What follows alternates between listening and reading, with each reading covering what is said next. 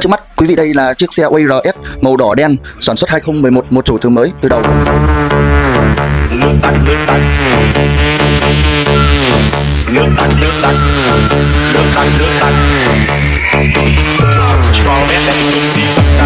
Với một chiếc xe đã có tuổi đời 15 năm sử dụng thì chúng ta không thể nói là mới được, đúng không? Không thể dùng một từ mới được mà phải dùng một từ là cũ đều các bạn ạ.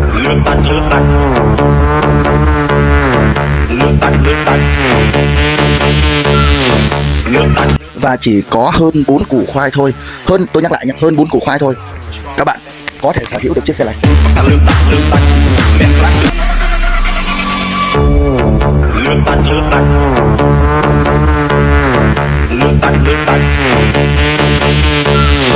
Nước tắt